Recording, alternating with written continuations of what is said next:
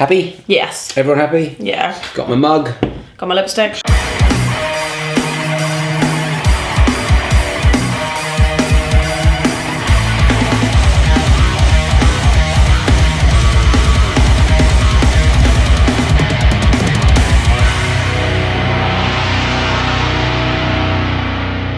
Hey monkeys, how you doing? Damien Keys here, and welcome to the hashtag Ask Damo show number 40. 40. Yeah. If we did one of these a year, we would be very old, but we don't. So, but with me as always is Melissa. Hey. And this is the show where we get to answer some questions about music and music industry and bands and social media and business. And we've been sent some stuff. Yay. Right, so if you don't know, if you're new around these parts, you read that. Hello. If you're new around these parts, you get to send stuff in. Oh, this looks cool. And we get to have free shit. And oh, that's wicked. It says, cheers, Damo. I know you said size small, but trust me, the medium is tiny enough. Enjoy, dude. Be great to meet up. Ross. That is he's from Fond of Rudy. Fond of Rudy, yeah. That is definitely something. So I'm going to wear this, stick a picture on the old gram later. Thank you very much, Ross. That's awesome. And the guys, so go and check them out. We'll get the hopefully get the Facebook and YouTube and stuff down below. Yeah, that's really cool. I'll be wearing one of those in a minute. That's really cool. I like that logo. Yeah, it's nice. Very, very good. Very cool. And this one comes from Norg. Norge, the country Norge. Old Norge. What have we got here? Let's see what we've got. Thanks for a great show. That's Mads BERVEN. I'm going to listen to this. That looks nice. This looks like a lovely piece of work. Is that in? It's in, yeah. That looks really cool. Brilliant. Thank you very much. We're going to listen to it. We haven't got a CD player, but I do say we are going to keep buying one, but we are going to put it on the wall. We're starting to run out of space, so we're going to have to start whacking it over my ugly fat face. Amazing. Thank you very much. If you've got some stuff, send it in, because that is part of why we're here, is to actually get new music out there. So, there's 20,000 people on my Facebook, and I'm getting one or two of these a week. Come on, do it better. All right. Do we have some questions? Got some questions. We've got some questions. In that case, let's get started. Okay, so number one is from Andy. What are the Facebook Insta alternatives, or is Vero really a viable alternative? With what seems like a low current turnout of subscribers, users, and an extremely glitchy mobile app, can it really be a place worth putting in the work? Topical at the moment. It is topical, yeah. So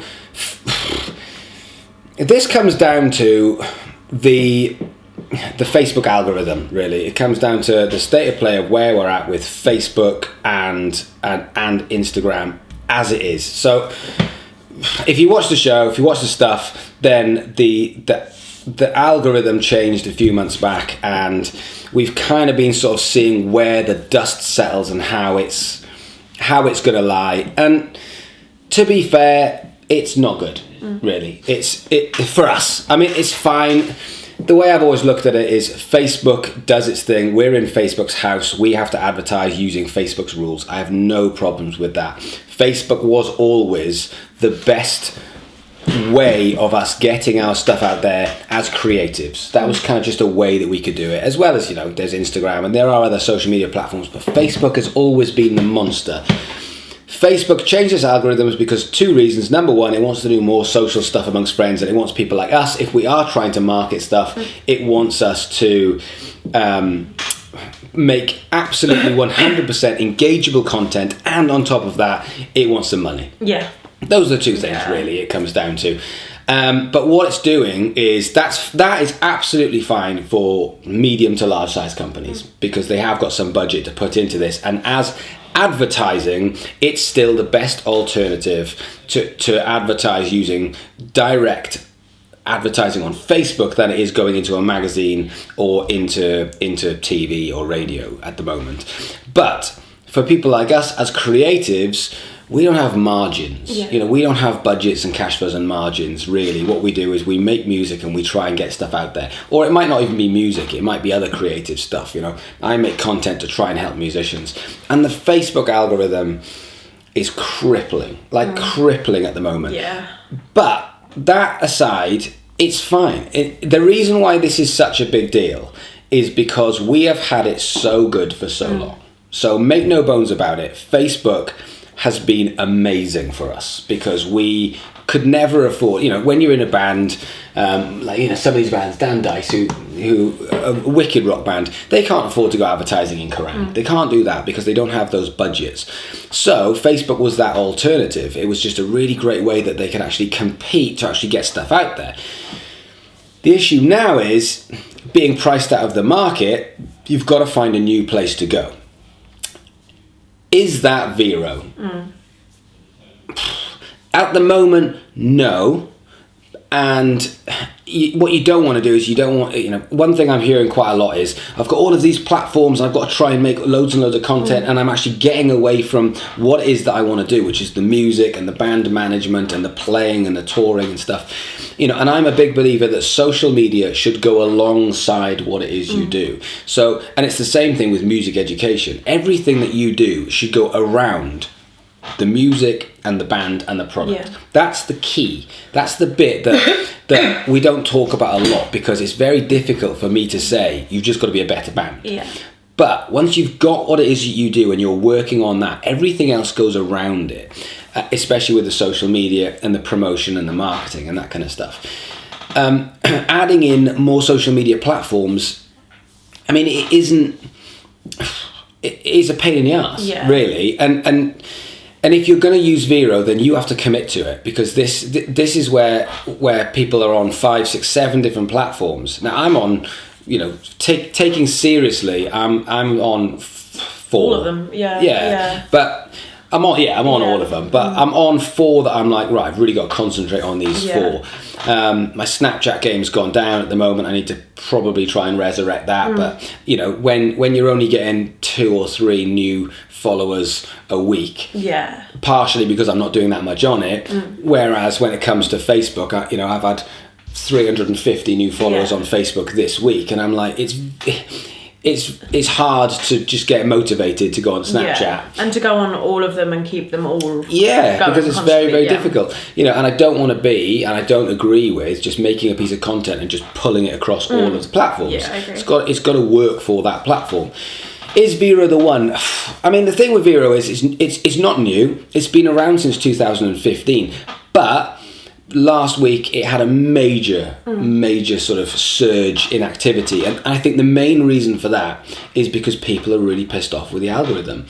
So I've got friends who are, I was chatting to Ruben, who's my PT, because I want to get ripped. And he's amazing, and he is more, because he looks like some Greek Adonis, he's on Instagram, obviously, and he's great on Instagram, and he's just saying, I've really noticed the difference with Instagram. All the algorithms have changed on Instagram as well as Facebook, and it's really, really hard. All of a sudden it's like, you've got to get comments, and I'm like, well, when it comes to Facebook, it's very difficult. It's very difficult. Also, if you only show it to 2 people, the chances are I'm not going to get 2 comments. So then, I put out something last night and I'm getting 10 to 15% of what I used to get. Now I know, because I'm not trying to get money, so I'm not marketing. I'm trying to help people. So when I'm looking at what I'm doing, I'm like, oh, my stuff's not really getting out there. Then I'm having to go onto videos and say, oh, please guys, will you just like and comment so I can trigger the algorithm? And it's like, it doesn't feel right. The whole thing is like, it feels to me like something is about to change. So my kid is 14 years old. The way he looks at Facebook is, that's for old people. Really? Yeah, he's like, Facebook's for old people. When I say, what's the platforms that people use? He's like, YouTube is the thing. And then you've got Instagram, and to a lesser extent Snapchat. And those are the ones people use. And then when it comes to Twitter, that's for basically just like, if you use Twitter, you're effectively about to die of old age. If you use Facebook, then it's like, that's a bit old. But again, from a consumption point of view, not only are mums and dads on Facebook, grandmas and granddads are on Facebook. So the great thing with Snapchat when it came out was, it was kind of like, it was kind of like your own room. You could close the door and you could close your parents out because the content that you put out there vanished. Yeah. So it was kind of like a keep out. It was like my parents, I don't have to accept them. They can't see my stuff, so I can do what I want, and it's my privacy. And that's why it kind of really took off so quick.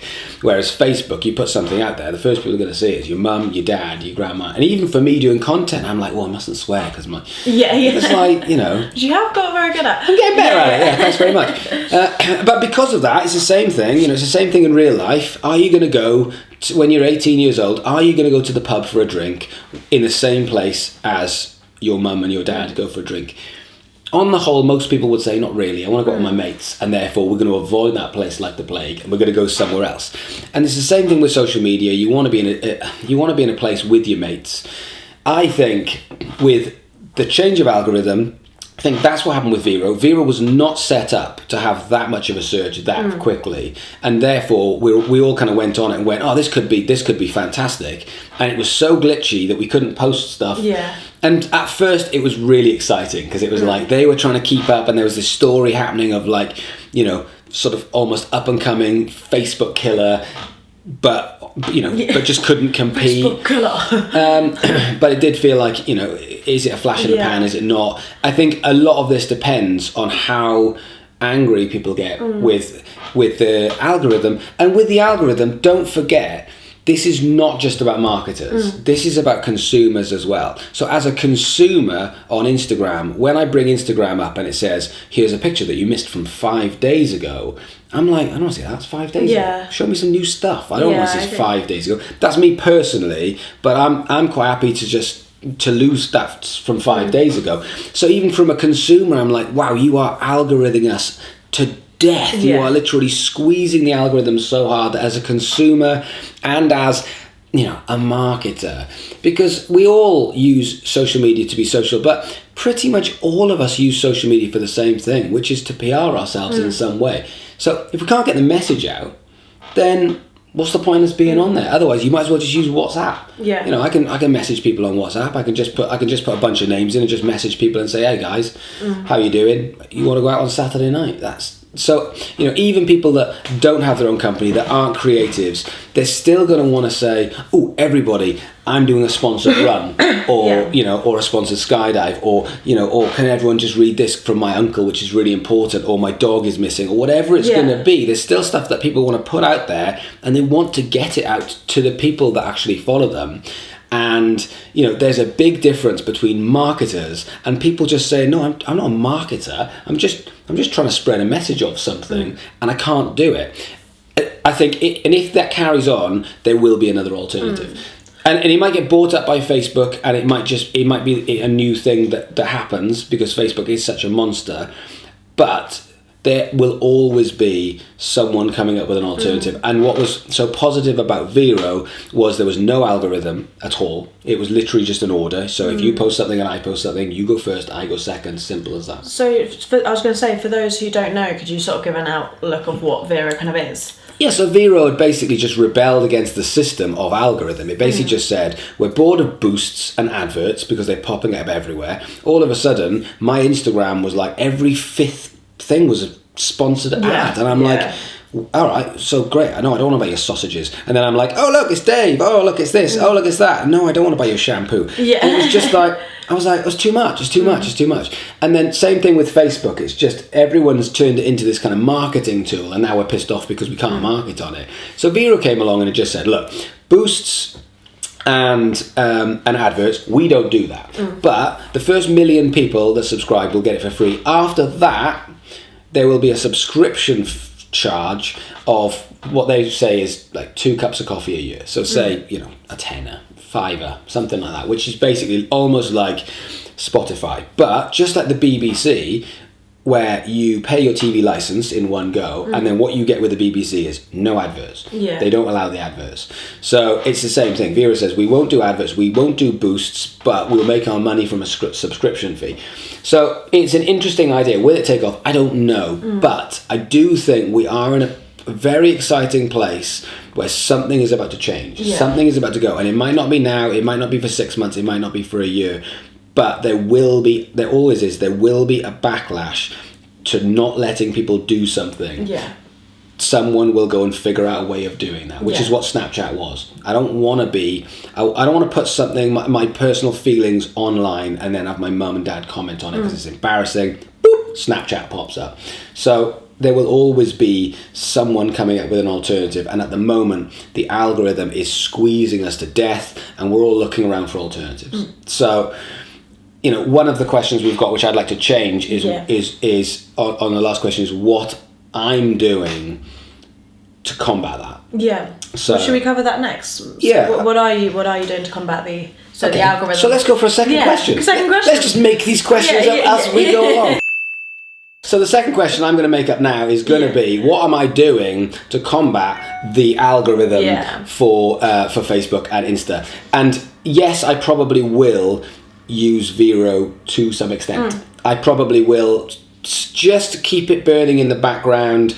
I'm not going to spend a lot of time, because I have to, just like you guys, I only have a certain amount of time, and I have to divvy it up, and making content takes a lot of time and thinking at the content, and I have other stuff going on, so I can't just go, don't worry, I'll just whack another 2 hours in my day and go into Vero, because I'm noticing as well that all of a sudden people can't get hold of me on Facebook because I get too many messages.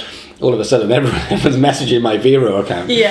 So then go to me, and I'll message everyone back, because I've got that booked in this week. But I tell you what I am going to do is I will keep these things burning, but at the moment, if I can't get the traction from Facebook for whatever reason, I'll go elsewhere. And so for me, I'm looking at my personal content, and this is what you guys need to do. You need to look at your personal content and what you do in the band, and you need to say, right, what platform fits what I want to achieve. Now, right now, if I look across the board at my content, and the best platform for me, it's YouTube all the way. It's 100% YouTube, because I make long form content. It's evergreen, which basically means that people are still watching my content from 2 years ago when they find it. YouTube does the opposite of the Facebook algorithm. Facebook is squeezing that and saying, you can't see this unless you pay for it, or unless it's so amazing that everybody wants to comment on it. And so therefore, you know, I've got 20,000 people on Facebook, and I put out a comment last night asking for questions, which I used to get, you know, between Instagram, Twitter and Facebook, I used to get 40 or 50 questions. It out of the 20,000 people, 218 people reached. 218. And I still got, you know, I still got two shares, and I got plenty of questions, and Facebook just kind of went, stop it, no more. And also, like whatever reach you get, you only ever get like a percentage of the reach engagement as well, and so it really cuts it down. It used to be between 10 and 20% until you got really good reach, and then it's cut down to 2%. I'm like, what are you doing? Can't do. So for me, I'm looking at it, you know, Facebook, I'm going to keep burning, I'm going to keep going with it, but YouTube does the opposite thing. YouTube for me, for the first year, it was a real struggle, and I just kept going. I'm going to keep making content, I'm going to keep doing it, and I'm going to keep learning, I'm going to keep studying it, but more importantly, I'm going to keep trying to make content that goes out to people. Then I hit 1,000 subscribers, and YouTube almost like, it just opened the door a bit more. And it just kind of went, this guy's put the time in. He's got his 1,000, and you know, I'm not Peter McKinnon. I can't get 1 million subscribers in a year, because I'm not that creative, or Casey Neistat. But as soon as I hit 1,000, all of a sudden I hit 1,100 within a space of like 2 weeks. And to get to 2,000 then took me 5 months to get the extra 1,000. So it took me a year to get to 1,000, then 5 months to get to 2,000. I reckon I'll hit the next 1,000 within the next 2 months, I reckon. So all of a sudden, it's really motoring. I'm getting 15 to 20 people add me every day. I'm not doing anything different. But my content is now out there, and the little spiders are kind of creeping out. The little, you know, the roots of the tree are creeping out, and so therefore YouTube is helping me. YouTube's saying, do you know what? You're taking us seriously. We're going to take you seriously, and more people are seeing it. And then more people are seeing it. More people are liking and subscribing. More people who are doing that, the more people are seeing it. And it's just going round and round and round in a circle, but it's over a long period of time with multiple pieces of content, whereas Facebook just says, I'm going to put a piece of content out, we'll see. We'll see how good you are. And it doesn't change really depending on... So what it means then is when you're putting out content, it's almost like you can't put throwaway content out. So every piece of content now, it feels like you put out on Facebook has to be either incredible, life-changing, or be prepared to stick your hand in your wallet and actually pay a decent amount of money. Like you said, you boosted a post and you just got so much less than you have in the past. And then it's like, how much money do I have to put in to reach what I need? And how off-putting is that when you just go, look, I'm happy to pay, and then you pay and go, is that all I get? Yeah. I used to get 3 times for the money. So and also on the flip side, it's frustrating as a consumer as well, because obviously like we don't all want to be seeing adverts all the time, but there are pages that I follow, including yours, that like I want to see the content come up. Yeah. And if you're only reaching 200 people, that means loads of people who are following you just won't see it, even if they want to. And then you start having to go in and saying, do you know what you can do? You can go in your settings and of course you can do that, but who's going to do that? No one. But I haven't done that for anyone ever, and there's loads of people that I'm interested in seeing, but you don't think to go and do it. I've got about 4 people on my Instagram that I've hit the bell. Yeah. And but the amount of people that are telling me to hit the bell, and I'm like, I'm not going to hit the bell. Yeah. It just doesn't work like that. So, we are in a transition. Facebook have made their choice. They've made their decision. What I'm going to do about that is I'm going to relook at what I'm doing, and I'm going to change my content, and I'm going to change the way it's delivered, so that, because this is all about how I can get my message to as many people as possible. And so therefore at the moment, if I need to, I will just make small pieces of content for Facebook to keep it rolling, and I'll push all of my stuff to YouTube. That's me personally, because if you look at the way I make content, that works for me. Some people would do the same thing, where I've noticed a lot of people, Alexis, who commented on my post yesterday, asked about Instagram, because he just said, I'm being squeezed the life out of Facebook. I think I'm going to go across to Instagram. Just so you're aware, you'll still have a very similar thing on Instagram. Don't forget, they're owned by the same company, and so you're getting a lot of sponsors now on Instagram. So therefore, Instagram's saying, we want that money, we want it to come up. So it's growing on Instagram is becoming harder than it was. So I do think there will be a new some kind of platform or a new thing. The other thing is, we're talking social media. What this is about very, very simply, how are you going to get your message out there? Yeah. And if that is going back to the 1980s and just hand delivering flyers through the door, or whether it's going out on tour like it used to be, or whether it's social media, whatever it is, if social media dies, it's the same thing. It's just the next thing is, how do we get the message out there? It used to be PR companies, now it's social media companies. If social media dies because all of us just go, oh, that was a thing, the next thing will come along, and it'll be called something else, and we will all jump on the bandwagon of that. This is about how you can get your message out there as cheap, or hopefully as free as possible, and playing the game. And at the moment, I'm looking around, and I suggest you guys do the same thing, which for me is YouTube. And I'm gonna have a go at Vero. I'm not gonna put loads of time into it, but if it does start to take off, you better believe I want to be there. Yeah. But also, I think there are people who will win on Vero because they'll go all in. Because there will be people that just say, fuck it, I'm not getting anything on Facebook or Instagram. I'm going to go full into Vero, and they will become Vero stars. Just like we used to have Vine stars. Yeah. Just like there's an app called Musical LY, which a lot of people will know about and a lot of people won't know about. But there's a girl on there, I can't remember her name, but there's a baby somewhere. There's a girl on there, she's got like millions and millions of followers on Musical LY, and she makes millions of pounds. And no one knows who she is unless you're on Musical.ly, and it's a thing, 'cause it's a very young platform. But she just went all in on it. She saw it, she loved it, she went for it, she fitted in. Quite a good opportunity, maybe, a new platform coming up, getting ahead. Yeah. But at the moment, what I would look at is, I would look at making specific so it might be that you make content less, but you put a bit of time into the distribution side, where for me, I decided I was going to make content every single day, which means the distribution side is tougher, because I haven't got as much time to sit and actually start going onto Facebook and saying, going to Facebook forums or chats or other things and saying, here's my video, which if I was in a band, I would. If I had, when you make a music video, if I had that music video, I would put money into sponsoring that, because I would want people to see that, and then I would be there because I wouldn't be making videos every day. I would be there for 2 to 3 hours, which is probably what I spend every day on designing and making the content. I would spend that on going onto these platforms and distributing it and telling people, do you know about my band? Can I show you this? And just going again and again and again and again and again. So that is what I'm going to do. I am going to change the way I'm doing content. I'm going to make it more YouTube friendly if needs be, and YouTube starts to take off more than anyone else. And when I say take off, I don't just mean numbers, but I mean engagement and how it works. If needs be, I'll go all in on YouTube. You know, which I'm noticing there's some big guys out there who are going very all in on YouTube. When I look at people like, you know, Gary Vaynerchuk is the master of this. Gary's all in on YouTube at the moment. You know, he went through a phase of being all in on Snapchat, and now all of a sudden, you know, he's got teams of people that make him content and stick it out on his platforms. But YouTube is the one thing where he's like, I'm there, I'm in the room. And, you know, Facebook seems to just regurgitate. I don't even get to see his Facebook stuff. And there's other people who do the same thing, you know, big sort of promoters and marketeers who are doing that. Okay, cool. So I'll go on to another question. So this is from Lee. Hi Damo, you've said many times that musicians and bands should be gigging many times a week, but what do you do if you live in an area that only has a few music venues and each venue doesn't want the same band performing within a month?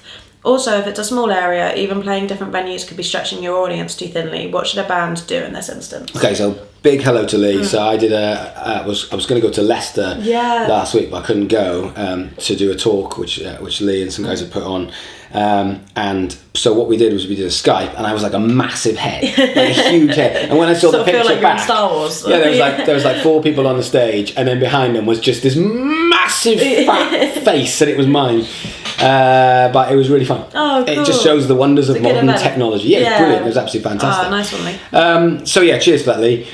Okay, so the reason why I like this question, the reason why I wanted to talk about this question is because one thing I notice with musicians, and I'm not saying this about Lee, but I'm noticing it about musicians across the board, is they're all about what I call the 20%. Everything is the 20%. So everything is stepping away from what I call the art of simplicity. The art of simplicity for me is the key to a career. And I feel like for the not saying massive, but for the minimal amount of success that I've had as a musician and business, I have a skill, and it's because I'm a bit thick. But I have a skill. What I was expecting you to say. But I have a skill to not complicate things, mainly because my brain goes, "Oh, hang on, stop. We've got to make this really simple." So for me, I have this thing of like, I've got to go from A to B in the straightest line possible, in an easiest way as possible, and I have to be able to say things as straight as possible, because that to me is just, let's keep this as simple as possible. And every day, because of that, one thing I notice is I'm looking around going, oh, you're making your life hard.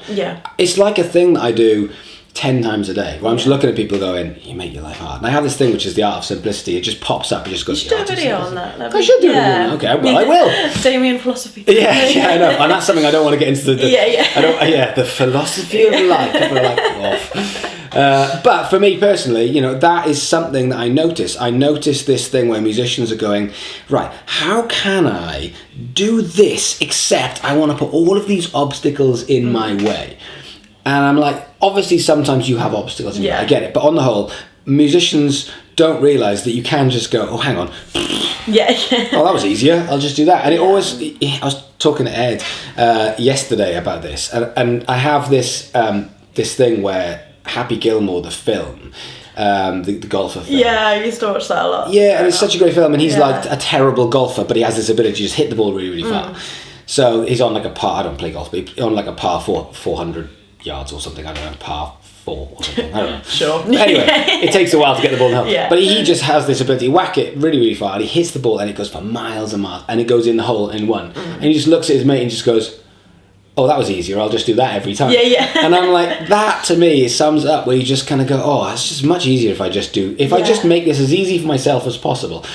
And I think musicians are obsessed with going, okay, if I want to get from A to B, however, I also want to put in 10 other points, C, D, E, F, G, H, and I want to put them all in, and I want to go to all of these other points, but I do actually want to get to point B, and I'm like, all right, okay, this is complicated. It's summing up my life. It does sum up most people's life. And I think, for me personally, the reason why I feel like I can build businesses is because I can ignore points C to G and I can go B. I'm going to go to B. And therefore I'm just get to B and go, right, I'm at B. Where am I going to go next? And I plot the next bit.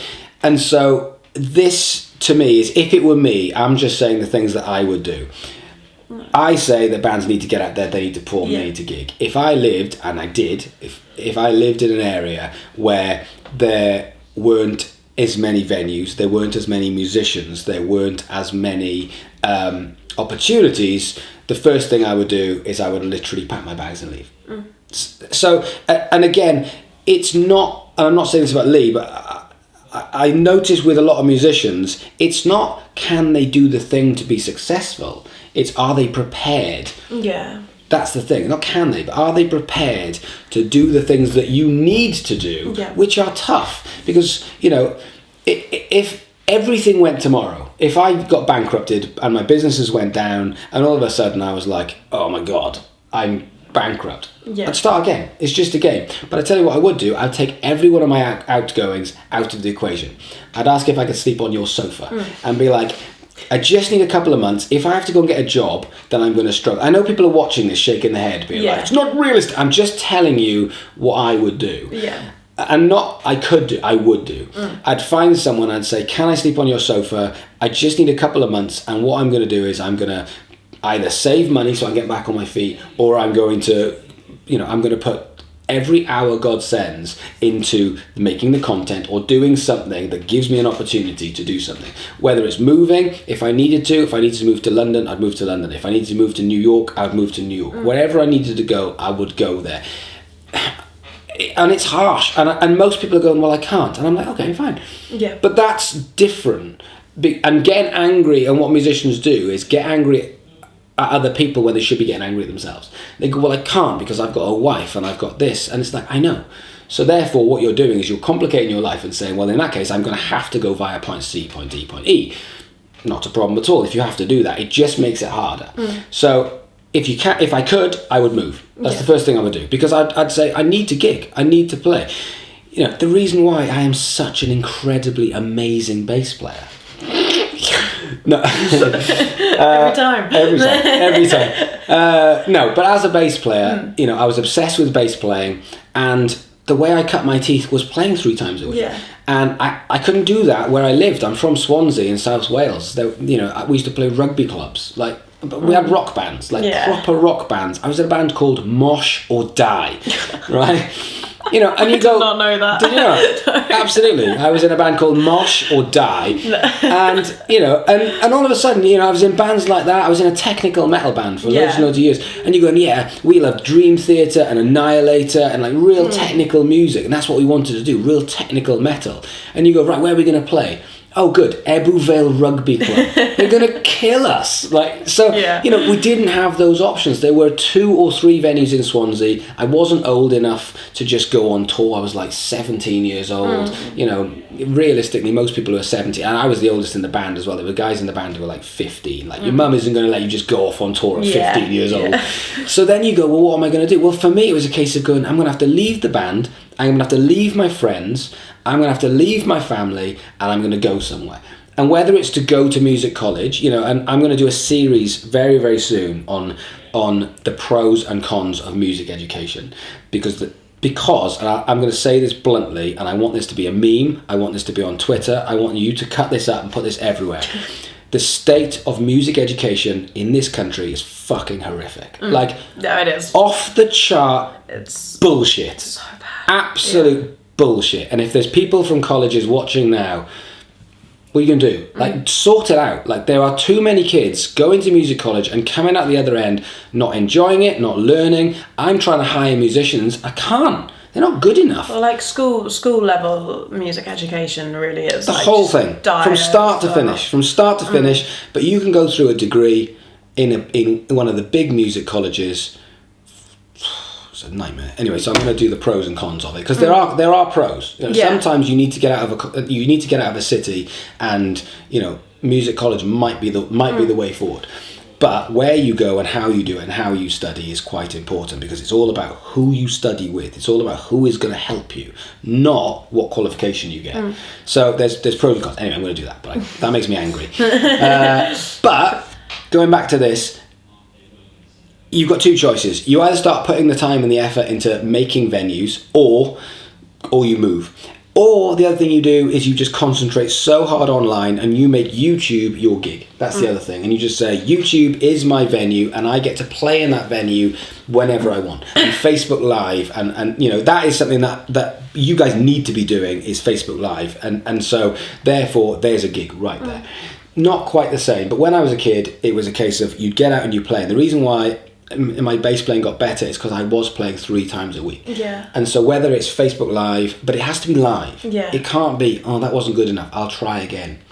No, it's got to be live. It's got to be something where you know that if you make a mistake, someone's watching you and you go, ooh, I didn't like that enough. That's the feeling you have to have. You can get that with Facebook Live. You can get it with Instagram Live. You can do live streams on YouTube as long as people are watching. Not quite the same, but you can do that. But the alternatives for me are move, or really, you know, or become effectively a live online product. Imagine that. I mean, no one's ever done that. Imagine people going, do you know what I'm going to use Facebook for? I'm just going to do gigs whenever I want, just all day, every day, whenever I feel like it. I'm going to have my gig today is in the house of Facebook, and you have, you know, different background, and my gig tomorrow is going to be in the park via Facebook, and you can do whatever you want all of the time, and you can just write songs, learn songs, perform songs, get out, do the next thing the next day, and that can be your way of actually getting better as a musician whilst picking up your crowd. Yeah, that's the thing that you can do. But the reality is if you live in the middle of nowhere, it's a problem. Yeah. So your choices are limited, and if I were you, I would look into how you can better your situation, because at the end of the day, and this is the last thing I'll say on this, at the end of your career, when you look back, if you say, well, it wasn't my fault because, you're wrong. It's your fault. Everything is your fault because it's your life and your responsibility. And if you just say, well, I couldn't because it's someone else's fault, it's your career. So unless there's something we just got, I physically can't, I've got, you know, parents I need to look after or something, then you've got to find a way around it. But if it doesn't happen, it is still your fault. You've still got to find a way around it. But at least, like, there are kind of options you've created there. I mean, even if it's sort of one of those tricky situations, there's always ways around it to try and make it work. Yeah, there are, and that is what I love about being a musician and being a creative, is we find ways around problem. We find solutions to problems. So we keep it as simple as possible if we can do that, and then just find ways around problems. That's the way forward. Yeah, where there's a will, there's a way. Absolutely. Okay, and the last question is from Nick.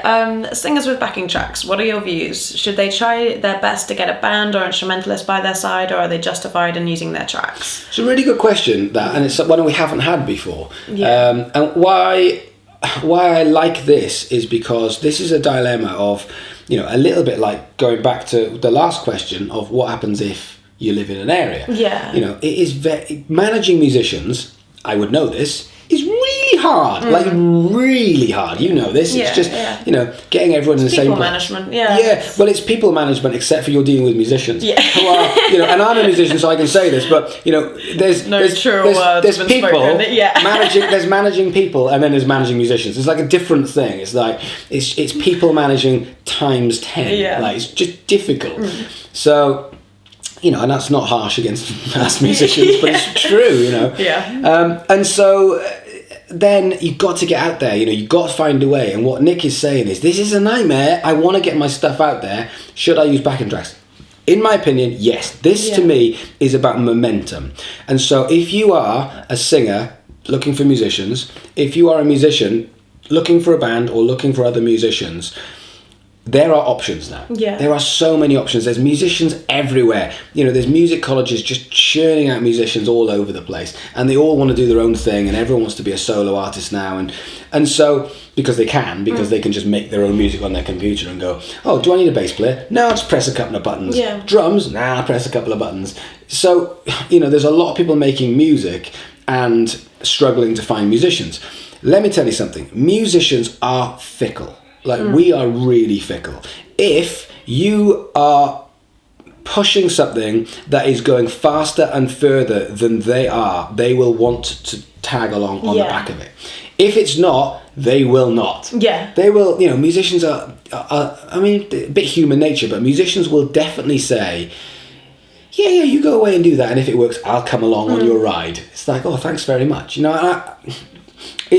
The way to do this is saying yes. Yeah. Rather than rebel against it, is to do what Nick says and just say, that's what I'm going to do. When musicians say, yeah, you go and get a little bit further on, you actually go and get some momentum, and you go and look like you're going to be more successful, or give me something that actually builds my opportunities, and I will jump on the bandwagon. So you just go, fine. And in doing gigs with backing tracks, every time you do it, you are creating opportunities to promote yourself, to get opportunities live, to do social media, to build your audience. And all of a sudden, when you're doing that, then people are going to start paying attention. Yeah. So, there's lots of people here who either have been to music college or are at music college, and you'll know what it's like. You're sat there, there's 20 other musicians around you, 20 guitarists around you, and you're thinking, who are all these guys? Yeah. And then someone elevates themselves because they're gigging 3 times a week and their social media sorted, and everyone just goes, okay, so that's the bar, there's the bar there, and everybody is following those people, and the drummers in the next room are going, I want to be in a band with that guy, and the bass players are doing the same thing, and all of a sudden this guy's got it easy. But he hasn't. He's put the work in, he's got good, and he's sorted his himself out, and that is what you've got to do. You've got to create momentum. And if you wait and go, and this happens a lot with musicians, if you wait and say, we can't really do anything until we have a bass player, well, you're going to just wait, because the bass players aren't coming. Because you can go and you can talk to 50 bass players, and they'll go, maybe not, maybe, unless you might strike it lucky. Whereas if you just say, I'll do the bass myself. I literally, obviously I'm a bass player, but, I'll go and find someone, I'll bring him in the studio and just say, dude, I need you to come in the studio. Like, everyone's got a mate that will come in the studio. So, say you're a solo artist and you want to be a solo artist, yes. You kind of don't want to go into people management, you want to do your own thing. Yeah. I think Nick was kind of asking about whether having a backing track still counts as sort of real performance, and that kind of idea, does. So I mean, if you look back through history, there's two. So in which case, there's two areas to this. Number one, what people think of you, because people will go, ugh, you play with backing tracks, off. Yeah. And then the other aspect is, from going out with backing tracks, is, does it make you a credible artist? Well, yeah, because depends what you class as credible. Yeah. I was just about to use Justin Bieber as an artist. It doesn't matter whether you think he's credible. It doesn't matter whether you like him. The dude is worth $250 million. That's a lot of dollars. Yeah. And you might be watching going, I don't care about the money. Fine, okay, but as an artist, he's getting his music out there. So he's doing the things that people want to ask. Is he a credible artist? Well, I tell you something, he is a bloody good singer. Yeah. Does he go and play with backing tracks a lot? Yeah. Yeah. It's easy. He just turns up, and also a lot of that gets taken away from you. Even with bands, you turn up, and TV sets and TV stations, they aren't set up for a live band. There was a massive hoo-ha because when the Chili Peppers and Bruno Mars plays at the Super Bowl, the Chili Peppers mimed, and everyone was going, "Oh, it's disgusting," and it was like, this is about the Super Bowl. This is not about the Chili Peppers. The Chili Peppers got asked if they want to play the biggest show on earth. The Chili Peppers said yes, and they went, well, you're going to have to mime because we're not set up for it. Yeah. Chili Peppers said okay, and they mime. Can the Chili Peppers play live? I think they can. Right? They're amazing. Yeah. So, lots of times you'll have to do backing tracks anyway. So, is it credible amongst other musicians? Maybe not. Should you care? No. Yeah. Absolutely not. I would not give a shit. If you're a vocalist by trade, you're still doing what you do best. Yeah, absolutely. You're just creating music around it. I totally agree. I think there's absolutely nothing wrong with backing tracks, because especially if you're making the backing track or responsible for making the backing tracks, and the only people that are going to sit there and scoff are snobs and musicians. Everyone else is going to go, I just like you. Yeah. I just want to see you sing. So for me personally, I think you will have people that don't like it, and to which I would say this. That's my personal view on it. And on that bombshell. What a great way to finish the show. And a question. Good, so if you've got a question, then all you've got to do is go on any of the social media, #AskDamo, and ask a question, and we will get round to it as soon as we can. Otherwise, if you can do me a favour, like, comment, share, beg, usual, and send us some stuff. So we've got some more stuff, so we can wear it and listen to it. Anything else? No, that's all. Brilliant. In that case, we'll see you again next week. Cheers. See you.